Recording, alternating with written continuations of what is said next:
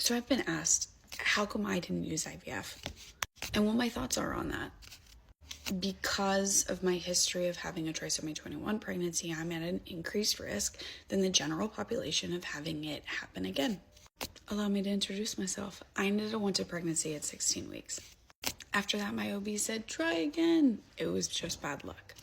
And then I got pregnant immediately and had a miscarriage. And then my doctor said, try again. It was just bad luck. And then I had another miscarriage. And then my OB said, hold on, let's not try again. Let's send you to a reproductive endocrinologist and let's do all of the tests. Let's make sure that you and your husband are okay and there's not something we're missing and we're not just assuming you guys are healthy when you're not.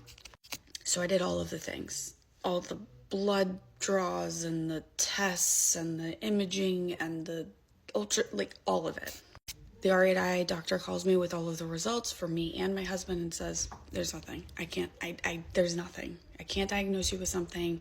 It's either really, really bad luck or there's something to diagnose, but I don't have the information, the data or whatever to diagnose you with it. She didn't have a recommendation and she said, surely I can, we can do IVF and I can make sure that I'm implanting a genetically normal and healthy embryo.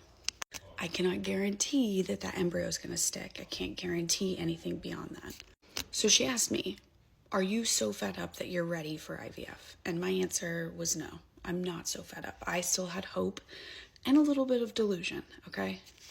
There is a reason they're called IVF warriors.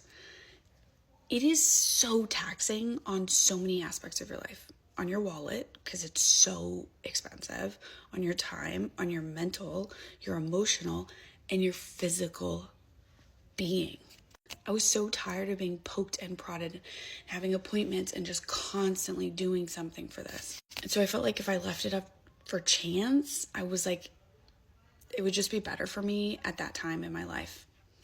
I've been asked, do I recommend it? I mean, that's so personal and that's so subjective. I mean, if you have the capacity in all of those different ways to do it, that's awesome. I will say that, again, IVF is not a guarantee. It's not a guarantee that you're going to bring a healthy baby home. And it's a fight. It's a brawl. And not to say that conceiving without reproductive assistive technologies isn't also like a fight and a brawl and its own thing, because it is. But there's a lot that's added with the IVF. So to all my IVF warriors, I salute you. You're amazing. You're incredible. And truly, I salute you.